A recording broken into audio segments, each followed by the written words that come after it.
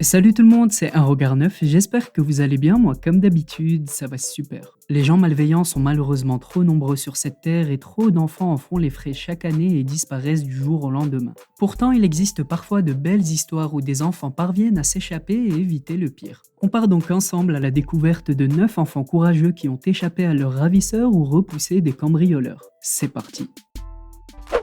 Numéro 1.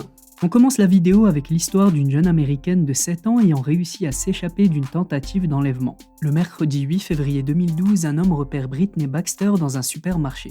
La fillette était accompagnée de sa maman qui se trouvait à quelques mètres d'elle dans un autre rayon et elle était en train de regarder des poupées au rayon jouets. Mais d'un coup, comme vous le voyez à l'écran, la petite fille sent une main se poser sur sa bouche, l'homme la soulève et l'emporte en courant. Mais c'est sans compter la réaction de Britney, l'enfant refuse de se laisser faire et commence à se débattre furieusement pour échapper aux bras de son ravisseur. Elle se tortille dans tous les sens et lui donne des coups de pied pour qu'il la relâche et ça marche, comme vous le voyez, elle retombe et le ravisseur s'échappe. Britney se précipite vers les rayons en hurlant alors que l'homme tente de prendre la fuite et il est arrêté quelques kilomètres plus loin par les forces de l'ordre. Et comme vous avez pu le voir, l'intégralité de la scène a été filmée par les caméras de surveillance du supermarché et elle est devenue virale sur le net. Et on espère que la petite Britney et sa mère se sont vite remises de cet épisode traumatisant et c'est aussi une leçon pour les parents qui ont vu la vidéo, rester vigilants avec les enfants en bas âge.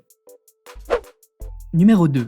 Willy Myrick est un jeune garçon âgé de 9 ans qui a grandi dans une famille qui l'a initié au chant depuis qu'il est petit. Et alors qu'il se trouvait chez lui à jouer dans son allée, un homme débarque et l'attire vers sa voiture en lui promettant de lui donner de l'argent s'il lui obéissait. Willy se rapproche et le ravisseur en profite pour le kidnapper et démarre sa voiture avec le jeune garçon enfermé à l'intérieur. Et l'enfant terrorisé va alors se mettre à chanter sa chanson préférée à voix haute sans s'arrêter. Ce chant va durer 3 heures et va finir par casser les oreilles du ravisseur qui va lui dire de se taire, le menacer, mais rien n'y fait, Willy continue sa chanson. Et finalement, le kidnappeur arrête sa voiture et jette Willy à l'extérieur qui s'est empressé d'aller chercher du secours.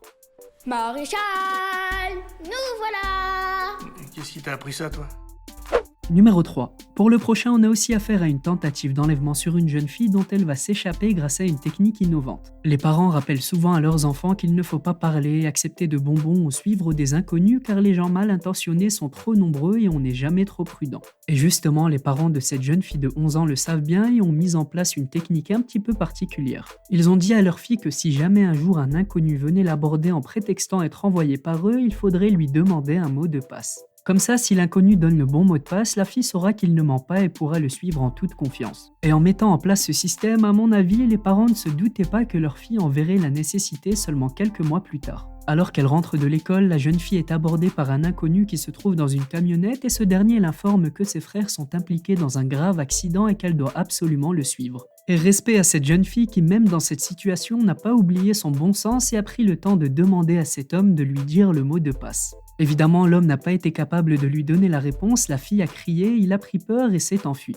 Et par la suite, elle a pu rentrer chez elle et prévenir ses parents. Heureusement, plus de peur que de mal, tout est bien qui finit bien et je recommande chaudement cette technique à tous les parents. Numéro 4. Direction Tokyo en mars 2014 pour la prochaine histoire. Une jeune collégienne de 13 ans est enlevée devant chez elle par un homme prétendant être avocat. Il la force à rentrer dans sa voiture et disparaît avec elle. Par la suite, la police a retrouvé dans la boîte aux lettres familiale un mot disant « J'ai besoin de m'éloigner quelque temps de la maison et de l'école, à partir de maintenant je serai chez un ami. S'il vous plaît, ne me cherchez pas ». Et la lettre était soi-disant signée par la jeune fille. Le kidnappeur est rentré chez lui et a séquestré la jeune fille pendant 2 longues années, mais à force de vivre avec elle, sa vigilance s'est relâchée. Un jour, en partant faire les courses, il oublie de fermer la porte de la chambre de l'adolescente à clé. La jeune fille le remarque et elle en profite directement pour s'enfuir, elle court jusqu'à la gare la plus proche de l'appartement de son kidnappeur et alerte la police. Heureusement, elle a directement été prise en charge et a retrouvé sa famille avec beaucoup d'émotion. Et évidemment, vous vous en doutez, en 2 ans, ses parents avaient perdu espoir et ils ont été les plus heureux au monde en apprenant qu'elle était vivante.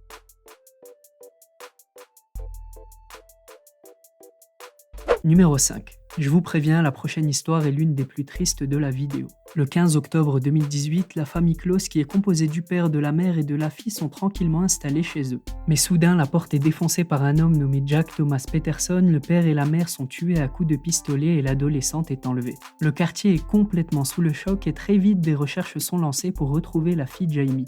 Malheureusement, aucune trace d'elle et les forces de l'ordre se rendent rapidement compte que l'enlèvement de Jamie était planifié et que le kidnappeur avait agi en toute conscience. Et pourtant, la jeune fille était bien vivante, détenue par son ravisseur. Mais 88 jours exactement après son enlèvement, le ravisseur s'absente de la maison où est séquestrée la jeune fille. C'est une chance inespérée et Jamie en profite, elle s'échappe de la maison et demande de l'aide à une femme qui promène son chien. La femme voit devant elle une jeune fille sale, très amaigrie, et elle lui porte directement secours. Elle prévient la police et grâce aux informations que Jamie fournit, les policiers ont directement pu arrêter Jake Thomas Peterson. Par la suite, Jamie a été confiée au reste de sa famille en état de choc mais heureusement vivante. Numéro 7. On continue avec l'histoire d'Erika Pratt, une jeune fille de 7 ans enlevée et enfermée dans une cave. Le 22 juillet 2002, la petite Erika est enlevée en pleine rue de la ville de Philadelphie un soir d'été vers 21h. Et un petit enfant de 6 ans présent au moment des faits a essayé de l'aider mais n'y a pas réussi.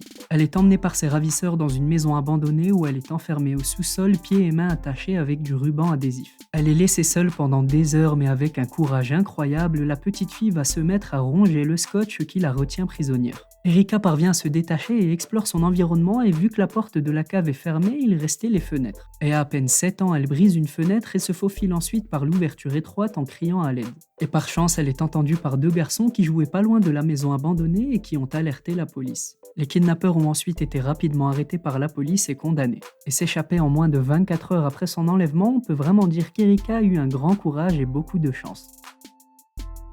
Numéro 7. La prochaine histoire ressemble un petit peu à un remake du film Maman j'ai raté l'avion. Bon, l'histoire n'est pas la même, mais vous allez le voir, le fond y est. Un jeune garçon de 7 ans se trouvait avec ses parents un soir de mai dans un magasin de jeux vidéo et tout à coup, 2 hommes armés de pistolets entrent dans la boutique. Les 2 cambrioleurs ordonnent aux parents et à l'enfant de se mettre contre le mur et un des hommes agrippe le garçon qui se met à se débattre. Et il fait même mieux, il va frapper l'homme avec un jouet en tentant de le repousser par tous les moyens. Bon, malheureusement, ça ne va pas suffire, les malfrats vont réussir à s'en tirer et à repartir avec l'argent contenu dans la caisse du magasin.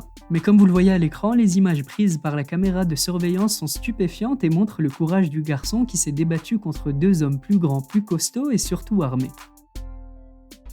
Numéro 8. Pour ce numéro 8, la jeune fille victime d'une tentative d'enlèvement a eu également beaucoup de chance ce jour-là. Tout commence le 16 août 1978, Barbara Ann Stewart est alors âgée de 9 ans et rentre avec son frère chez elle à pied. Et alors qu'il marchait tranquillement, il voit un homme sur le bord de la route avec sa voiture et son coffre ouvert. Il se rapproche de lui puisqu'il se trouvait sur leur chemin quand tout à coup l'homme attrape Barbara et la met dans le coffre de sa voiture. Son frère tente d'intervenir mais le ravisseur menace de tuer Barbara s'il essayait quoi que ce soit. Et impuissant, le pauvre frère voit donc la voiture s'éloigner avec sa sœur piégée à l'intérieur. Mais l'incroyable reste à venir, la voiture s'arrête quelque temps après avec Barbara dans le coffre. Et la jeune fille ne perd pas son temps, elle met sa main un petit peu partout autour d'elle et tombe sur un objet pour démonter les pneus. Et quand l'homme descend de la voiture et va ouvrir le coffre, Barbara est prête, dès que le coffre s'ouvre, elle frappe son kidnappeur avec l'objet et réussit à le blesser à la tête. Après ce coup, elle réussit à s'enfuir et tombe peu de temps après sur des policiers qui la recherchaient après que son frère ait donné l'alerte. Et malheureusement, le kidnappeur a pu s'enfuir et échapper à la police.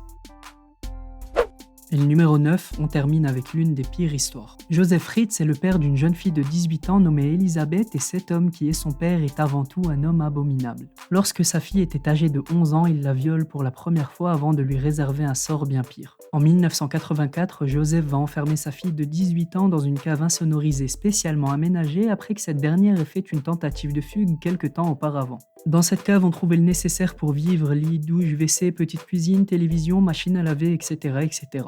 Et à partir de cet instant, le cauchemar a commencé pour Elisabeth et va s'étendre sur une durée de 24 ans. Pendant 24 ans, son père va la violer quotidiennement et de ses agressions sexuelles naissent 7 enfants dont 3 sont enfermés avec leur mère et 3 sont adoptés par le père et son épouse. Et ce qui est étonnant, c'est que la mère d'Elisabeth n'était pas au courant de l'existence de cette cave et du calvaire vécu par sa fille. Le père lui avait fait croire que leur fils s'était enfui dans une secte. Heureusement, le calvaire prend fin en 2008 lorsque Joseph doit conduire un des enfants, Kerstin, né de ses viols à l'hôpital, qui est alors très malade. Mais à l'hôpital, les médecins découvrent l'affaire et un avis de recherche est lancé pour retrouver la mère de l'enfant en disant que la vie de l'enfant était en danger. La pauvre Elisabeth voit cet avis à la télé et supplie son père de la laisser aller au chevet de son enfant. Et en s'y rendant et sortant pour la première fois, sa torture prend fin, elle se confie au médecin et son père est enfin arrêté et condamné à vie. Et franchement, quand on se dit que de tels malades existent, ça donne vraiment envie de vomir.